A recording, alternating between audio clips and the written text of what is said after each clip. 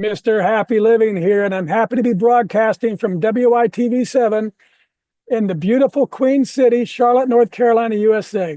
Hey, friends, will you join me for just a minute and imagine how fabulous you'd feel living the unique and distinct life that you were put on this planet to live, doing work you love, with people you love, and places you love, and all the while creating something of real value to others. Well, that's what I call a life of significance. And I can tell you it makes a very happy life. And so can my friend Dave Garske. And he's here to share his unique and distinct journey to his life of significance. But before we bring him on, I'd like to share a poem that we wrote to thank him for being our guest star today. It's called A Brother's Legacy. And it goes like this. In the quiet of sorrow where shadows draw near, a loved one was lost, yet love held him here. From ashes of heartache, a bright flame was cast to honor his brother, a light meant to last. In the call of service where blessings abound, hope is restored and healing is found. Dave turned his mourning to purpose and care, a brother's legacy born, a hope he could share. So lean in and listen, let courage take place, a story of healing, of love's warm embrace. The journey reminds us whatever we face, we too can be lifted from grief to grace. Hey, Dave, welcome to the show. All right, great. Thanks for having me. Very good. Well, you get us started by telling us what you're doing these days to make your mark of significance on the world. Well, I just retired, so I'm looking at a new level of significance on my rookie season of retirement here. But I think, that's a good question, the mark of significance. I think part of it is kind of maybe where are you within your journey and how are you being significant in different journeys? When I was working, I had a lot of things that I thought I was leaving a mark of being significant. And now that that's gone, I'm looking at different significance. But I think, one of my big ones right now was suicide awareness and prevention. That's something that I'm really focusing on. I'm focusing on being a better person. I'm focusing on that day that maybe when I get to my funeral, I can look back and be proud of what I did, learn from what I didn't do well, know that I was leaning the right direction all the time and that I just gave it my best effort. So that's probably what I think I'm trying to do right now to try to take each step day by day. Very good. All right. Thank you, Dave. Now let's do a little mathematics so our friends all around the world can get to know you through our happy formula. It's a simple formula, but it's really powerful. And it goes like this. Power plus purpose equals happy. So let's start with power. What are the personal practices, your personal practices for building up the power you need to get things done? Whether that's physically or mentally or financially, spiritually, even emotionally. In other words, Dave, what do you do on a regular basis to create the power you need to take excellent care of yourself and your family and still have plenty left over so you can be a giver to others? Well, maybe I'll start with a little history. I'll start physically. I've had a tough journey the last 8 years. I had a really traumatic brain injury in 2017 that I'm still dealing with. Then we get into COVID, and then I had the death of my brother. We had Alzheimer's from my mom, and then I threw this shoulder out. 10 days later, I threw this shoulder out, did back-to-back surgeries. Then 6 months later, I had a small tumor pulled out from my small intestine. And about a year and a half ago, I was sitting there and I was a mess. Physically and emotionally, spiritually, it's kind of I'd call the bottom. But I'm happy to announce that I'm very proud of this. One thing I did, a decision that I made as a practice to get my power back, is I decided to do an Ironman. And I get a lot of reactions, which you can imagine. I'm sure everybody's going to roll their eyes a little bit, but I did a 70.3 Ironman in Salem. And Wow. what I found is it was my way of forcing myself to get back off my butt, get my power back, get my physical, mental, spiritual self back where it needed to be. And it was kind of a little bit through fear. It was a little bit of like, if I don't do this, I might die during the race. So it was a really good motivator. But it also taught me to really spend time building back my optimism that I had, building back my encouragement, being grateful for things. When you get physically down and you're at the bottom of the barrel, and I came with lockjaw, it came with rashes, it came with spider bites. After my stomach surgery, it came with food poisoning. And one day I just go, Lord, I just can't take this anymore. Yeah. And I remember him saying to me, maybe I didn't do this to you, but I'm here for you. Mm, And that was my first step to getting some hope back. mm, So I want to report that I made it through. I finished the race. I was super proud of it. It's still kind of recovering, but I like your question around building power. How do you do it physically and everything, the spiritual and financial side. Another story I'll share, there was always had a struggle that I worked on was 5 focuses in my life. And this was early on. I had kids, just got married, starting my new job. And they were around faith, family, finance, fitness, and friends. mm. And part of the element was how do you balance those? Yeah, And I remember spending years being frustrated saying I could never find a balance. I yeah, found in that period of my life, it was mostly around finance, which was my job, and family, because I had 3 young boys. And it was chaos. It was great, but it was chaos. And I would find myself getting down on myself because I wasn't spending enough time at church for the spiritual side. I find out I wasn't spending enough time with my friends. I'd find I wasn't spending enough time at the gym. But at that point in my life, it was really drawing me into taking care of my job and taking care of my family. And I think it took me years to kind of get out of that mindset that I was failing myself or failing somebody else by not having all power going to all those different things to get to right, my level of happiness. And right. I think I finally got to a spot where I needed to be happy where I was in the moment, but don't forget that there is importance in the other things that I want to achieve to get to some level of balance. Or now that I'm retired, I'm finding I have a lot more time for faith. I have a lot more time for friends. The finance part is less demanding. So I Yeah, think it took me years and years to kind of go, okay, look, I'm just different periods of time will bring different journeys and keep your focus where you are and yeah, not set this expectation that's not achievable. yeah. And I think you mentioned, the idea of actually taking time to reflect on your life and to realize where you're out of balance. And sometimes you're going to stay out of balance for a while, which is fine. But again, it's a mindset if you're aware of it. And I think that kind of takes me to the next question here is this idea of my favorite power generating concept called Kaizen, a Kaizen state of mind. It's this beautiful Japanese idea that small incremental improvements add up over time to yield great big results. So, and it's so powerful, Dave, because it's all about mindset, not circumstance. When you're out of balance, that's a lot of time by circumstance. So you can still keep your mindset focused on Kaizen, which is knowing that there's always something I can do better tomorrow than today. It's a gentle, relentless, never ending force that keeps uplifting my life higher day after day after day.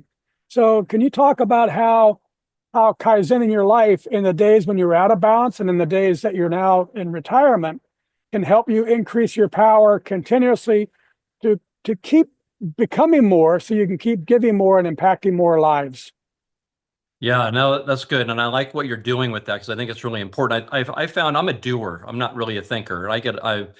A lot of energy, a lot of enthusiasm, a lot of doing. And I found when I was trying to balance my life, I was trying to fix it by doing stuff and not doing Mm, it by stopping and trying to understand where I was within my life. And I mm, think for all of us, it comes a little bit with, I always say you don't know the stove's hot until you touch it and you burn your hand. Right. I think life's experiences, if you can take a breath, offer so much value to give you those small continuous improvements of things that are working well or things that don't work well, things you want to change, things you don't want to repeat. And I think it took for me, it took time. It took, a few failures, a few successes, but it really kind of with maturity, I found where more of my purpose was and how those continuous improvements allowed me to grow to get me to a spot where I felt comfortable and I felt confident and I felt that I was driving towards something I should be doing. mhm. And maybe that comes with time, right? When you first start your career, trying to figure out what am I going to do? How do I take care of this baby? How am I doing as a husband? Am I praying enough? Am I getting, you're kind of all questioning as you're learning. And Mhm. if you're got your act together when you're young, I didn't, I go bless you because that's great. Yeah, Um, but I it took agree. me time to kind Yeah, of find a place. And I think it still goes today. Still yeah, learning, still improving, but I think the difference is I'm thinking about those things. I'm jotting notes down. I'm praying on things more. I'm learning to hand God more of my stresses than I am fixing them myself. And I think as I grew, that's one thing I'd tell my younger self is I could have done a lot better. But yeah. now what matters is not where I was, but where I am now. Yeah. And I think one of the things you made me think about this, but as your life evolves and we change as people, our circumstances change, our families, everything, our jobs change, everything changes. And we tend to hold on to things that were important yesterday that are not important tomorrow. And that takes our time and our resources. So for me, a part of Kaizen and a part of reflecting is, what can I get rid of now? And, I can just give you one example to prompt you, and then I'll let you go. But at some point I was making more money and I no longer had to take care of the yard work myself. I could hire it out. And what happened is I have more time to spend with family on weekends instead of mowing the yard. And the yard got better maintained because pros were doing it instead of me. So talk about how, your life shifts. And if you can start leaving some stuff behind that you don't have to do anymore, you can delegate it or just not do it, and then spend your time in your purpose and in those things that are most important to you. No, I think that's good because as a doer, I learned over time that that was exactly what the devil wanted me to do. The Mm, devil wanted me to stay busy and to keep my focus off the stuff that really mattered. mm, And I found myself head down doing stuff, and there is a reward in doing that. yeah. There's people saying, I've never seen anybody do as much stuff as you can do. I'm volunteering for different programs and I'm helping kids and I'm doing work and I'm helping. But at a certain point, there's no purpose in that. That's just doing. And the devil's smiling because I'm avoiding the things that really matter. Mhm. And I think over time, I learned that I've got to slow down and I've got to focus my time where it really is going to make a bigger impact versus just doing everything. Yeah. And Yeah. a little bit is about your self-identifier. I was identifying myself as a doer. I was being Right. rewarded for it at work.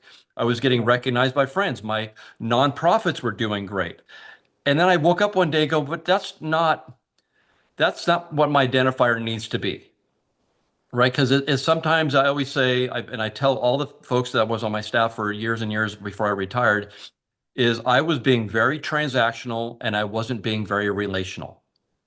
And it's very shallow when I'm blowing by relationships because I've got to get back to my desk to finish a contract, or I've got to get to a meeting, and I've got to get back to get to the kids, and I'm blowing past people that want to talk. That's something I regret. So right Yeah. now, being transactional is important. You got to get stuff done, but not at the cost of being relational, because Yeah. that's where the value comes in. Yeah. I wrote a book called Turning Inspiration to Action, and one of the chapters is about my business career. And at the end of that chapter, I said almost exactly what you did. If I had spent half as much time building relationships instead of focusing on the bottom line, we would have had much better success. And Yeah. it took me a long time to learn that, but I got to the same place that you just said. Well, let's move into purpose. That's the second element of our happy formula. And I've observed that really big major life transformations, those big discoveries of purpose often come from devastation, addiction, abuse, disease, death, disaster. Some awful thing strips a life to its core, resulting in a big and often unexpected change. However, in my book, as I just mentioned, Turning Inspiration into Action, I share the transformational process that I've used to discover the purpose of my life using inspiration. So how about you, Dave? Was there a specific moment or event or crisis or inspiration that revealed to you the God-given purpose you were meant to live? That's a great question. So I think we've all been blessed with great things in our life. I think of my wedding day. I think of the 3 days of my boys were born, even how grateful I am for the job that I had and the friends that I had. But for me, the moment that turned things around is January 10th in 2022. Mm, Wake up to get ready to go to work. It's 5 o'clock in the morning. You pop your phone on, and there's a text from my brother. And you're getting ready to get in the shower, get dressed, to get your day started, and it said something, hey, I need you to pick up a package for me. And I read it briefly, went in the shower. Then it made me think, well, wait a minute, I didn't read all that. There was a lot going on. Then I started to read it, and it says, Dave, I love you. I'm sorry. I need you to do something. I need you to get this package for me. It's important that you get there first. And then he started mm, talking about how much he loved my mom and he's going to miss my sister. And as the text got deeper, the goodness. more I panicked, probably is a good word, of, oh my God, this is not a favor. This is a crisis. Mm, So the first thing I goodness. did is I pick up my phone, no answer, no answer, no answer. Try to call, I forget who I called. I called a couple of people. My wife, we have a horse farm. So my wife was out in the barn early for her, but I ran out there. And I showed her the text, and by then I was out of breath. I was crying because I think I knew what happened, but I wasn't sure. And for some reason, I know he had a rental house, so I didn't go to his house. I jumped in the car, drove way faster than I probably should have. In about 15 minutes, I got to the rental house. Nobody was there. And by then, I've called the police going, I think my brother's going to commit suicide. I need help. What do I do? Trying to call my brothers. Has anybody else heard from him? I'm just kind of the whole panic attack. But then I'm into my doer mode and I'm trying to figure out what to do. So his wife, my wife had contacted his wife. We had contacted the police. I get to the house. I can't find any sign of him being there. And then I get around to the backyard. All the drapes are closed. It's quiet as can be. And then I see his truck. Mm. And I'm like, oh, he's here. Okay, I'm at the right place. And then so I broke into the garage, couldn't get in the house. And then his wife gets to the house. And then we're trying to figure out how to get in the house. And then all of a sudden the police show up, which was a God sent miracle. Because in the back of my mind, I've had friends that have dealt with suicide. And they said the one thing you'll never get out of your mind is a suicide scene.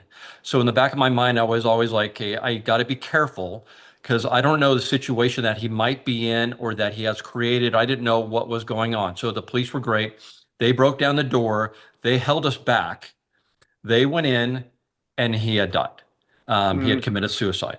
And my fear at first was maybe he was drinking, not sure. Maybe he still had a gun, not sure. Maybe he was just sitting there texting, not sure. But the fear was, as I read between the line in the text, that he was committed suicide and he had committed it earlier that morning. So, Mm. one of my guilty feelings was I didn't get the text soon enough. I didn't get a hold of him soon enough. All those things start to hit you. But the Yeah. reality of what just happened was staggering. It was tears and it was crying and it was not being able to breathe. And next thing you know, there's police. And then my wife shows up, my kids show up. It was devastating. Mm. Um, to the point as we're kind of dealing with, there was the notes and there's the packages and he had done some planning. He had written some checks. He had left some cash. He had an envelope for me, what he had referenced that he wanted me to pick up. Um, but just the disbelief and then the Yeah. emotions you go through. It's the emotions that people deal with suiciders. What could I have done? What could I have done something different? Did I miss a sign? Was I not paying Right. attention? Right. But right then, what served me well was being a doer. It was dealing with the coroner. It was dealing with all the stuff that was going on and the emotion Mm. and everything that was happening.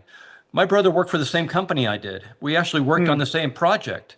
One of my phone calls was down to the job site to see if he was at the job site. Mm. Well, they didn't see him in the normal hours, so I had created some panic within the job site because they could tell from my voice that something was wrong. So they had been calling Mm. and calling, and then all of a sudden, my work was calling, and the bosses were calling, and everybody. And I was like, so I called my work, talked to my boss, talked to the people on staff. We got counselors set up, but at first I was like, there was a lot of panicking and a lot of disbelief, and then all of a sudden, this thing got really big where it's family members, it's work members, the neighbors are coming out. Um, it was a lot. But when the dust settled and the police chaplain was there and we started saying prayers, when they picked up Greg's body, I couldn't look outside. Mm. I couldn't. Yeah. And I don't know, maybe it's just disbelief, a lot of sadness, um, a lot of grief. Yeah. But my first emotion wasn't anger. It wasn't disbelief. I was sad for Yeah. him. I was sad that he was in that place Yeah. where he would do that. And one of the So, stories, and if I oh, get go one more ahead. second, Yeah. one of the Yeah. Go stories ahead. I'll share within the first day when I was dealing with this, we had ran into somebody, we had family coming to town. My sister lands within 4 or 5 hours saying, what are we going to say? And I'm like, well, we're going to tell people that he committed suicide.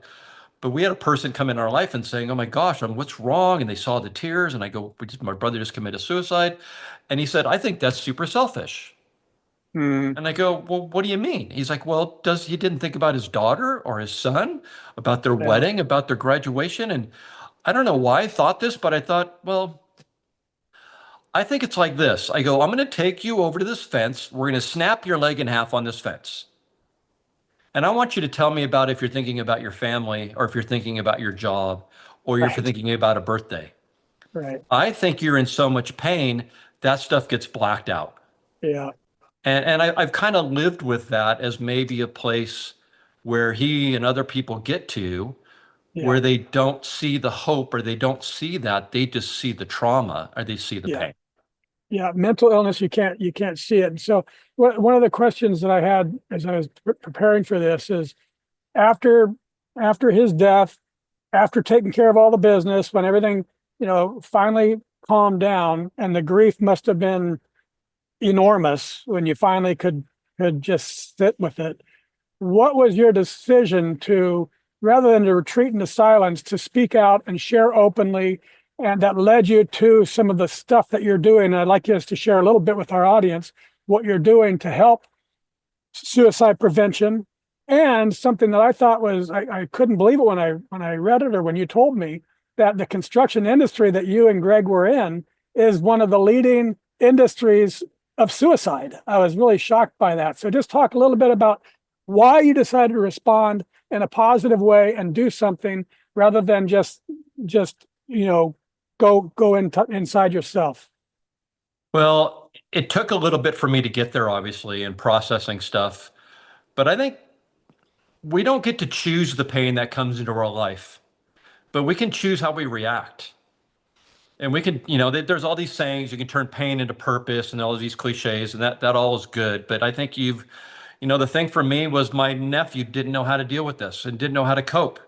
And I Mm, think at one point he said, "How do you do it?" And I go, "Well, I kind of envision the pain as being a ball that I just pull together and I push it forward. Otherwise, it's going to consume me." So a little of mhm, it was self-preservation, but I think the real blessing here was that Greg and I did work together. When we had his memorial and celebration, a lot of people were there from work. And the timing was perfect because Hoffman Construction has been doing some amazing stuff around mental wellness.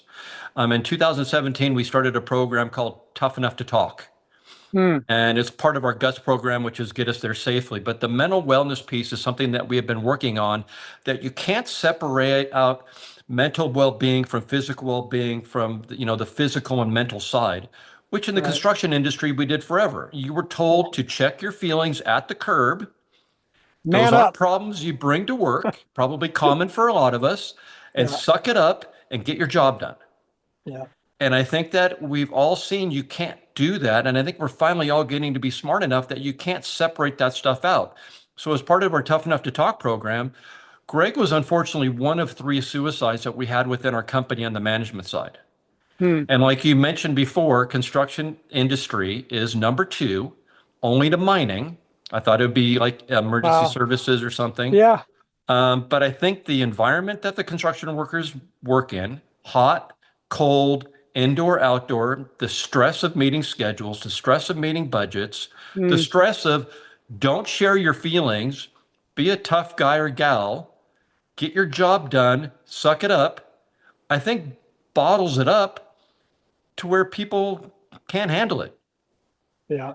And I think what was really great about what we did as a company was we started talking about it and doing the simple stuff. You break down the stigma. So for Greg's death, I remember standing up in front of my entire company and just spilling my guts Hmm. about how I've had physical challenges, how my head injury had affected my life, what happened with Greg's suicide, how guilty I felt.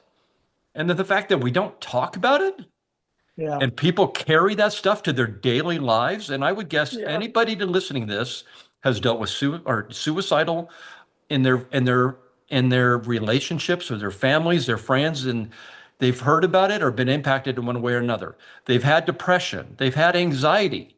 And Yeah. I wonder how many people push suicide into the back of their mind because they don't want to think about it or think that maybe that's something that maybe might face them. Right. And I know I lived in a very deep depressed area for a while, and suicide entered my mind, Hmm. and it's scary. Did I Hmm. exercise it? No. Did I think about it and feel ashamed that I did? Yeah, because society taught me that I'm weak for even having the depression, the anxiety, or even having those thoughts. But Yeah. what I'm learning is we all have those, and Yeah. we're all dealing with something. And Yeah. not all of us are strong enough to share them. Not all of us are, the Bible says that Jesus says, "Give me your worries, give me your Yeah. stresses." That sounds pretty easy. And I've asked him to take them, but I still carry them. Yeah. And I think people need to talk about them. And I think talking is what we're doing really well, is we're sharing, we're being vulnerable, we're being open, we're sharing stories. And if I've got another second, the one thing that's really been a blessing to us is we do a suicide awareness and prevention fundraiser on our property. We have a Mm, concert. We invite people and we ask them to donate money. We raise a lot of money. But part of that, as I asked this last time, hey, if you've had suicide in your life, will you raise your hand? mm, And I'd say two-thirds of the people raised their hand. wow. And it, I was surprised, but yet I wasn't. And Yeah. afterwards, people come up and said, I lost my wife. I lost my kid. I lost Yeah. a neighbor. I lost a parent. And they all said, we don't talk about this. I go, I don't talk about it. My kids Right. don't talk about it. Yeah. And they're grateful. And I think it Yeah. starts to create hope that people are struggling. People need to talk. I need to talk. My family needs to talk. And we need to share our experiences so we don't get consumed by the pain, Yeah. but we can find a way to move forward. Yeah. Very good. Okay, Dave, one more question on this before we go to commercial break. Has carrying Greg's legacy given you clarity about your reason for being on this planet, God's purpose for you? That's a great question. And I thought a lot about that. Um, and it's hard to say that Greg's tragedy has given me purpose, because purpose to me is kind of related to happiness. Mm, And, I kind of feel like if I find my purpose in life, then I'm going to be happy. And that's all super important. And I think the way we're trying to handle Greg's death and his suicide, I am very happy with what I'm seeing from the outcomes from it. I'm happy that people are talking about it, but I don't know if it makes me happy. And I always wonder if just, I get this sense that pain is there to keep you from being happy. mm, But I think pain is a way to learn what's hot and cold and what's good mm-hmm, and bad. And I mm-hmm. think it gives you an opportunity to learn and be grateful and live in a half full world and not a half empty world. So in his death, can it bring purpose and happiness? Of course not. But if his death and your efforts in response to that save lives, I'm sure that brings you great joy. It does. I think the biggest joy I'm seeing is the stories that I'm hearing from people that are sharing experiences like I am, or even the Yeah. stories of people that are suffering with alcohol or drug addiction, Yeah. and they're trying to figure out how to cope, or dealing with money issues, or dealing with family or friend fights.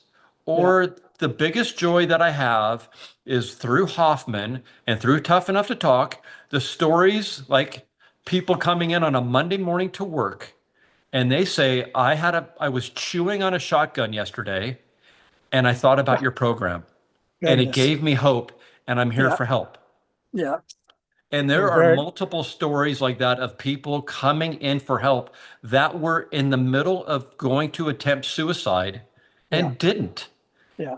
because they felt like somebody was going to be there to listen and somebody Yeah. wasn't going to shame them, that they weren't going to get the stigma thrown in their face that they were weak or that they Right. shouldn't talk about it. And how can you not have overwhelming joy Yeah. and just thankful for God that people are getting to that spot? Yeah. Well, they'll accept help. Yeah. Well, that's very powerful, Dave. And thank you for sharing all that. Let's take a quick commercial break so our sponsor can spread a little love with our audience.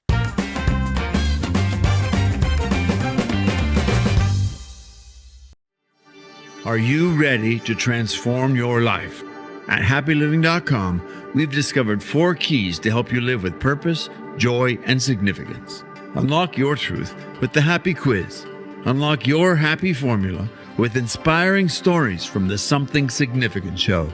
Unlock your roadmap to happiness with our free ebook, Making Your Mark of Significance. And unlock your inspired life with our life-changing e-course, The Philosophy of You and Your Inspired Life. This is your time to shine. Go to happyliving.com now and click Unlock the Power of You. Unlock your power. Live your best life. happyliving.com.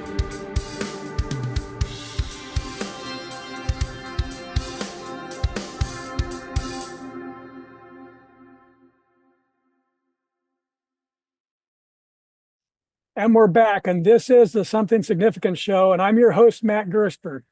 And my special guest star today is Dave Garske. After a successful career as vice president at Hoffman Construction, Dave turned the devastating loss of his brother Greg into a mission of hope through Lines for Life and the Tough Enough to Talk program and others. He's breaking stigma, changing culture, and leading the construction industry forward with courage, compassion, and purpose. Dave, I just love that. And I think you're going to love this article that I found called The Science Behind the Power of Giving.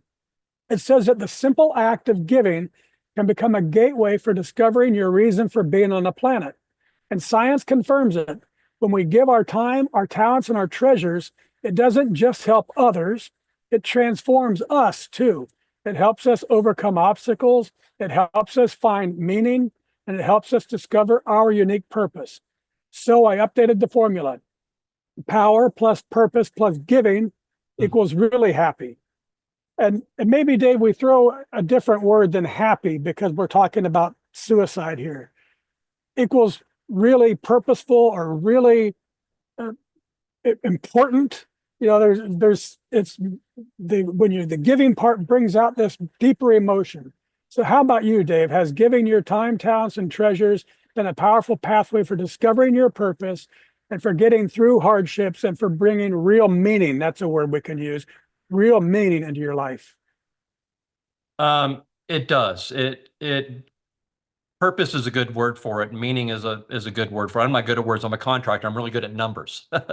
So, but I do think it gives me a vision of something that's really important that needs attention. You want to be a good husband. You want to be a good father. You want to be a good friend. I think giving is a very good way of giving that, but I always think I'm always getting cautious with giving because I find myself giving to the point where I'm not healthy. And I see some people do it. And sometimes I'll use that analogy like in an airplane when the oxygen mask drops. I find myself giving the oxygen mask to everybody else on the plane before I give it to myself. And then I find that I get out of breath. And I'm not, I also need to take time to balance where I am to handle the emotion that comes with this. But then celebrating the victories, like one of the big things we're pushing for in the construction industry is consistency with all the general contractors. So if you cut your finger, every general contractor knows how to apply a Band-Aid, get you emergency care, and take care of that. But when it comes to mental wellness, some general contractors don't have a program. Some have great programs. Some have this method. Some have a consultant. But what I find is a lot of our subcontractors and craft people that work on our jobs work on other general contractors in town and across the country, and even internationally. So if we can get all the contractors and owners to create a consistent message and support mechanism that they hear it here and they're thinking, oh, these guys are open, and they go to another contractor and they're not open, then is he going to get stuck back in a stigma or in a situation that's not going to help him? So finding things like that create a purpose that I think are going to make a difference is very rewarding. Yeah. But finding a way to also check your ego, because all this attention does create an opportunity for you to go, wow, look at me, look how great I am. Yeah. But I've learned over my career and my life, this isn't about me. Yeah. This is about, I do still need to heal and I need to learn, but sharing my story helps the people that are maybe thinking about suicide. Maybe just help somebody who's having a money problem and they're starting to drink. Maybe it's helping somebody that's just shut off emotionally, isn't talking to their family anymore, and their family doesn't know what to do. Maybe it's simple, maybe it's complicated, but I think it's something like I had mentioned, everybody has something in their life that elevates, that is relatable to what we're talking about, that at some point maybe gets to a spot where it gets really dark, that we can't maybe lean on God like we would hope. And so there are people out there that are willing to help. If you need help, we've experienced it, we've lived it. Maybe not your exact same story, but maybe we can share our story and help you from losing hope. Because I've lost hope short term. My brother lost hope. That's a pretty tough place to live. Yeah. Everything's And dark. so, Everything's half empty. Nothing's half full, and it gets pretty yeah, tough. yep. And so as you reach people, then that brings that giving as the giving to reach people brings real meaning into our lives, into your life. And the joy It that we does. feel, the joy that we feel from that fourth element of significance, which is doing work, doing things like you're doing that creates value for others, that confirms it. But for me, Dave, there's something more to it than just the giving. I've learned that the real magic of life comes when we're giving from living in our purpose, because that's when the joy flows, and not just to the receiver, but to the giver too. But what's amazing is even to the people witnessing the giving. So Dave, I'd love our audience to witness what that magic looks like in your life. So please sit back, open your heart, and have a listen to what people are saying about the impact that you're making in their lives by finding the magic of giving from living in your purpose. One person told me, Dave's story is compelling, but his courage is even more so. Another said, Dave is a bright star in a field of some, not all, some dark characters in the construction world. Another said, he always seemed to find a way to balance the interests of his client and his company and the subcontractors too. Others said, a highly accomplished construction professional, a leader in the industry and in his community too.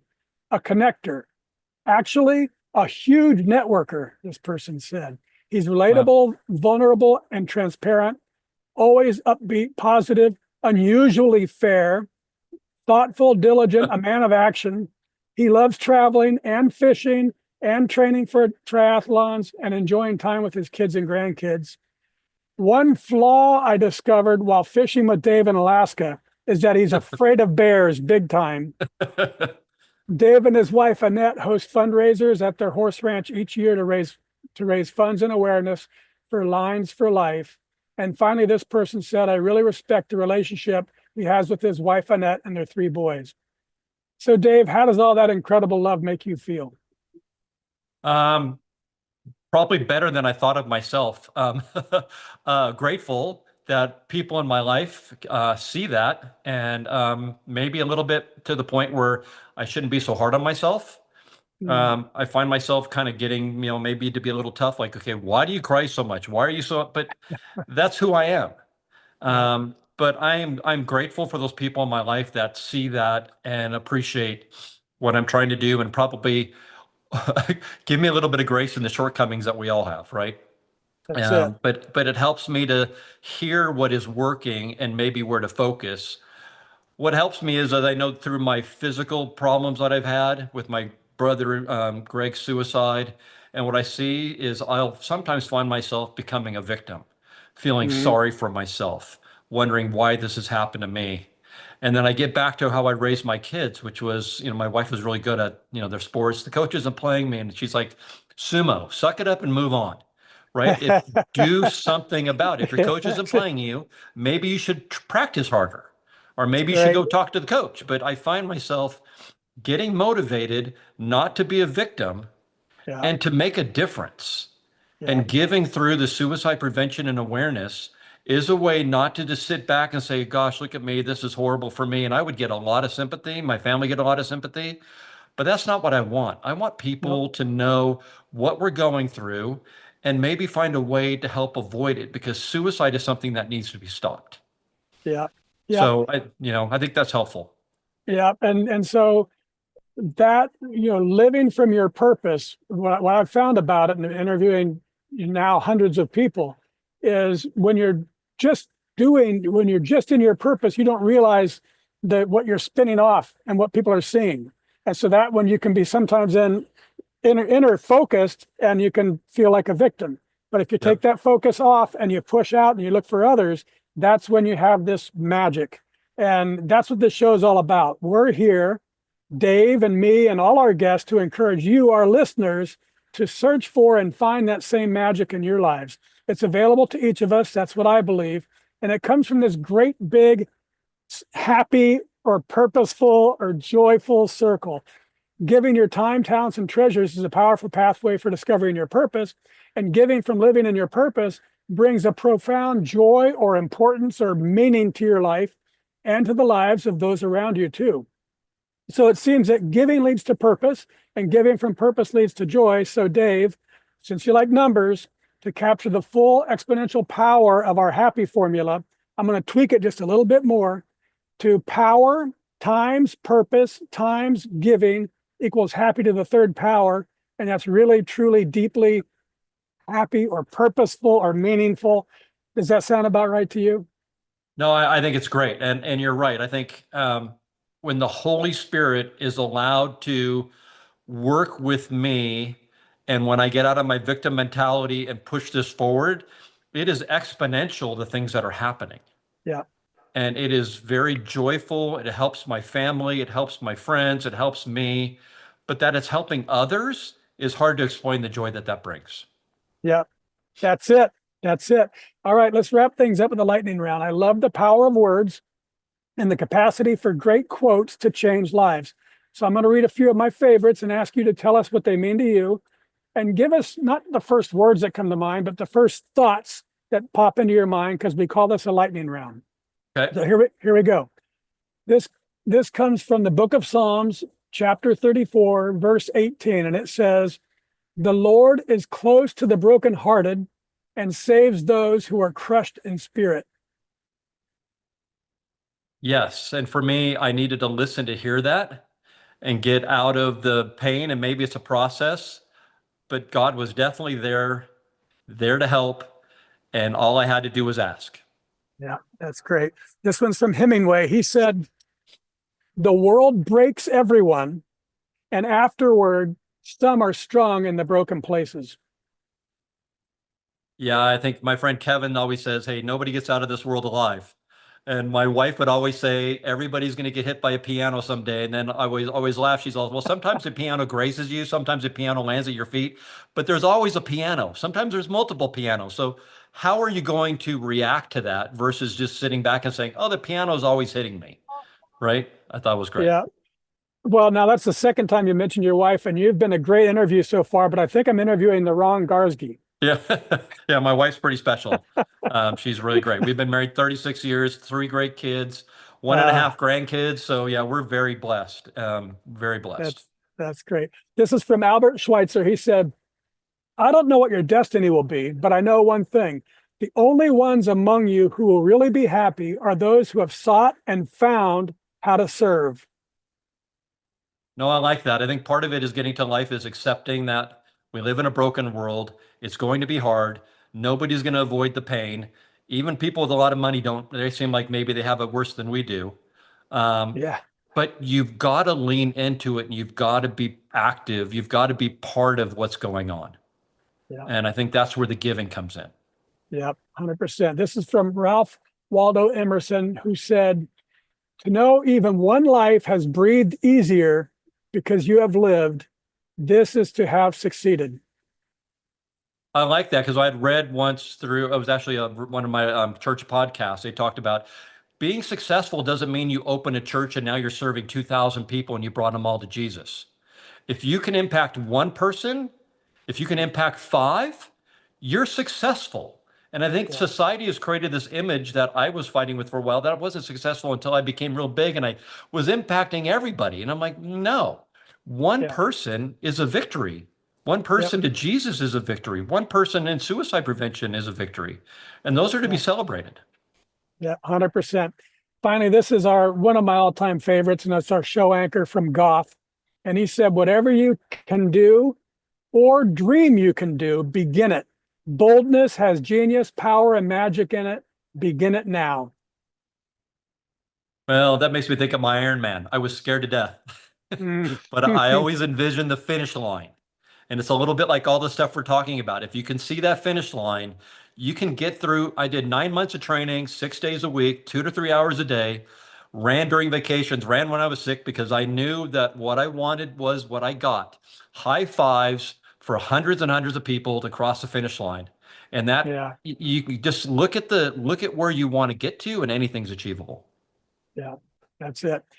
Thank you. Thank you for that, Dave. And now, my friends, if today's show with Dave Garske inspired you, please pay that feeling forward with a donation to support WITV7.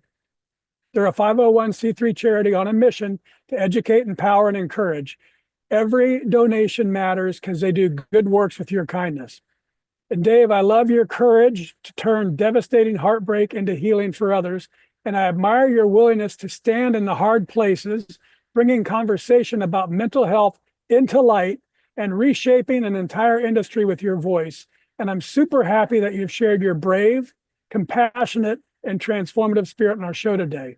Will you please take a moment and share any parting remarks you'd like to leave with our audience? I got a lot I'd like to share, but I think one thing is when you get in a painful situation, I know for Greg's death, every time I do this, it actually makes it worse, right? It helps. I relive the situation. I relive the pain. I relive how much I miss him. And I know how much other people miss him. And I've kind of come to the fact that the giving isn't going to make that pain go away, but the pain's going to make the giving better. So I think it's okay to have the pain. And don't fight it. Don't try to push it under a rug, but let that empower you. We all have a different level of pain. Turn it into something good. Turn it into something where you can help that one person, right? And that takes courage. It takes family. It takes God. You know, but for me, it was getting out of the victim mentality, but the pain doesn't go away. And the hurt, that's why I'm crying. It gets worse, right? But it gets better. Yeah. And that's the part that drives me. Well, thank you, Dave, and God bless you for what you're doing. And friends, it's because of stories like Dave's and listeners like you that we've been named one of the top 100 life purpose podcasts worldwide, ranked 17. So thank you for supporting our mission and sharing these stories of inspiration and purpose. I also want to thank WITV7 for hosting and promoting our show so we can keep interviewing inspiring guest stars like Dave and reaching folks just like you, ready to create your own extraordinary lives. And most especially, thank you, viewers and listeners. You'll find links to social media and all things Dave Garske. Find him, friend him, with Lines for Life and Tough Enough to Talk program, to the Guts Initiative, to his Trinity Horse Farm and their fundraisers. There are many ways to learn from, connect with, and support Dave's inspiring mission. Click on the links, explore his work, and support the cause that's saving lives and reshaping the culture of mental health in the construction industry and beyond. You'll find it all in the show notes. And from me to you, dear friends, I love you, and I want you to be really, truly, deeply happy too. So go right now to happyliving.com and click Unlock Here. It could be the first step to unlocking the life you were meant to live, one that's filled with purpose and joy and real significance. And as you begin unlocking your life, think about what we can do together, you and me, to improve the happy of your world, one person at a time. Till next time, I'm Matt Gersper. You are awesome. And this is the Something Significant Show. And we're out.